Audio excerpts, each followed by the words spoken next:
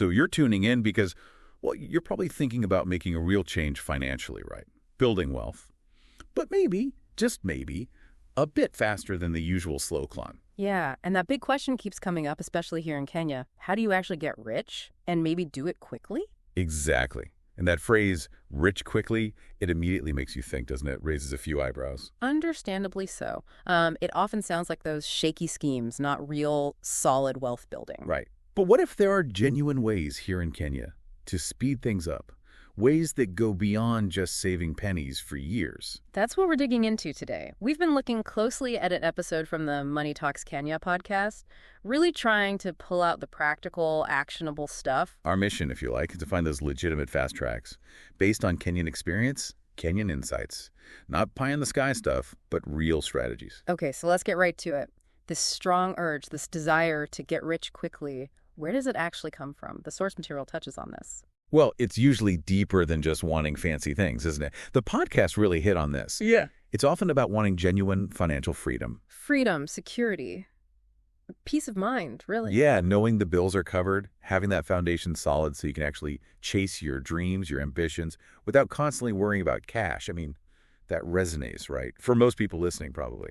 And in a place like Kenya, with its own dynamics, that feeling can be even stronger. Sometimes the traditional path, school, job, slow climb, it feels like it takes forever, or maybe isn't even accessible for everyone. Absolutely. That old script just doesn't quite match the energy and ambition you see today. The podcast we looked at, it gets that. It acknowledges that shift in thinking. Which brings us to Kenya's famous hustle culture. It's incredible, that energy. It really is. But can we actually channel that energy, that drive, into building wealth faster, but legitimately? Well, that's the question. The podcast paints a really vivid picture of this hustle, doesn't it? You think about the Matumba guys in Gikomba, the secondhand clothes trade. Absolutely buzzing. Or all those Instagram boutiques popping up, the boda drivers keeping the city moving, the freelance designers finding work online. It's everywhere. That drive is a massive asset. No doubt. But there's a flip side, and the source material was pretty clear on this warning, wasn't it? Definitely. That same ambition, that eagerness can unfortunately make people targets. Targets for what exactly? Well, the podcast specifically calls out these hustle traps.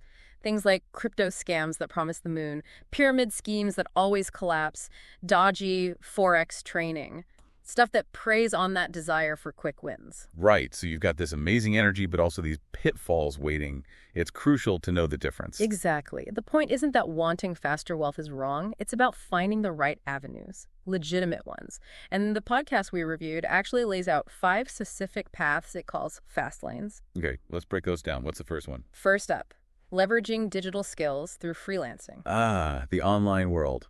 Makes sense. What kind of skills are we talking about? They mentioned things that are really in demand globally right now. Graphic design, animation, managing social media for businesses, good copywriting, skills lots of companies need. And the appeal here is accessibility, right?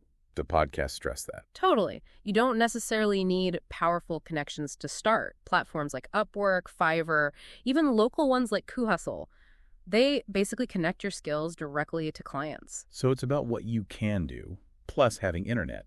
Your talent is the main thing. Think about Kenyan businesses needing social media help. Huge demand right there. Precisely. Okay, the second path they identified is monetizing content, specifically on platforms like TikTok and YouTube. Content creation. That feels very current. Maybe a bit less traditional. Yeah, but potentially very powerful.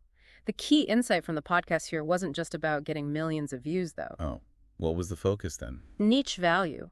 Finding a specific area where you can offer something unique or valuable, like maybe cooking specific Kenyan food, teaching some basic Kiswahili online, or even just sharing a unique take on life in Nairobi. So build a dedicated audience around something specific rather than just chasing huge numbers. Exactly. Because that engaged audience is where the real monetization happens. Not just ads, but sponsored content, brand deals, that kind of thing. Right, finding your specific corner of the internet. Yeah, they had a great quote in the podcast. Content is the new oil if you know how to refine it. Really makes you think. That's a powerful way to put it. Okay, fast lane number 3. Setting up an online business. Selling things online. Seems straightforward, but what kind of examples did they give? Well, using platforms like Jumia, which lots of people already use, or even just selling directly through Instagram. Visually driven. And selling what? Could be anything, really. Gadgets are always popular, curated thrift clothes, that's big, or even digital products. Think ebooks, design templates you create once and sell many times. Lower barrier to entry than a physical shop, for sure. Makes sense. Yeah. No rent, wider reach, potentially. Okay. Okay, number 4. This one might surprise some people. Yeah, it's about high-demand trades, skilled manual work. Like what specifically? The podcast mentioned electricians, plumbers, and interestingly, solar panel installers. Big growth area, that one. Why are these considered fast lanes? Simple supply and demand, really. There's often more demand for good, reliable tradespeople than there are qualified professionals available. So if you get the training, you can start earning relatively quickly because the work is just there. Pretty much. You bypass maybe years of academic study and get straight into earning, often quite well. It's a very practical route. Definitely addresses a real market need. Okay, what's the 5th and final fast lane they discussed? This one involves real estate, specifically land flipping in emerging towns. Land flipping. Sounds a bit more complex. How does that work, according to the source? This strategy is about identifying towns outside the main city, places that are clearly growing. They mentioned Kitengela, Juja, Kanza as examples. Okay, growing areas. Then what? Buy land there while prices are still relatively low. Then, crucially, use digital marketing, online ads, social media to find buyers as the area develops and property values rise.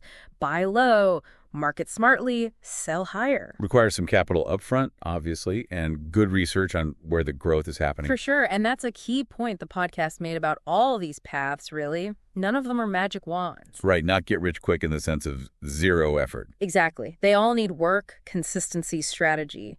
But they offer potential for faster scaling than just a standard 9 to 5 if you do it right. Okay, so those are the potential avenues. But making money is one thing. Keeping it, growing it, that's another challenge. Yeah. Did the podcast talk about mindset and discipline? Oh, absolutely. That was a huge emphasis. Maybe half the battle, managing the money once you start making it. What kind of practical advice do they offer there? The fundamentals, really, but they're crucial.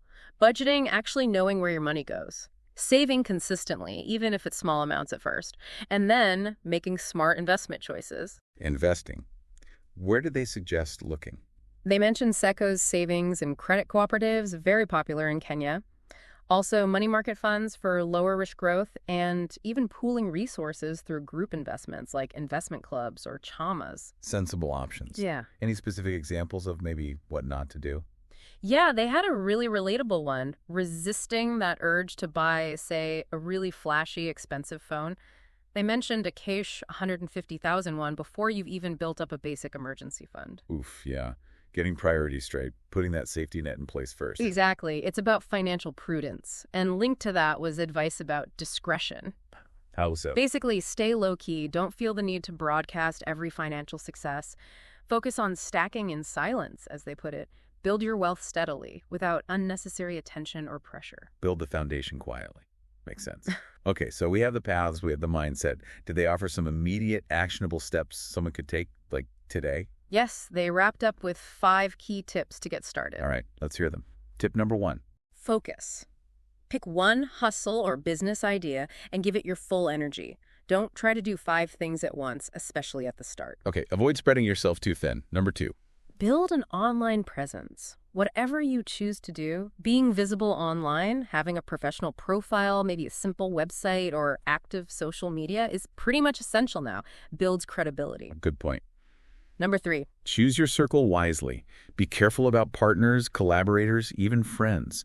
Surround yourself with supportive people and actively avoid negative influences that drag you down. Your environment matters. Makes sense. 4th tip. Learn from others' success. Don't just admire people who've done well. Actively study how they did it. What strategies did they use? What mistakes did they make that you can avoid? So, active learning, not passive admiration. And the final tip. Number 5. This is maybe the biggest one. Take action. Now, don't wait for the perfect moment or get stuck planning forever. Start doing. Implement something, anything, today. Momentum is key. Just start moving. Okay, so pulling this all together, the message from our deep dive into that Money Talks Kenya episode seems to be, well, that getting richer faster in Kenya. It is possible. Yeah, it's presented as achievable, but it's not magic. It requires focus, strategy, and leveraging these specific opportunities. Digital skills, content, online sales, trades, smart land investment. So for everyone listening, maybe the next step is to really think. Which of these paths feels like the best fit for you? Your skills, your interests, what resources you actually have right now. That self-assessment is crucial. And maybe here's something to chew on after we finish.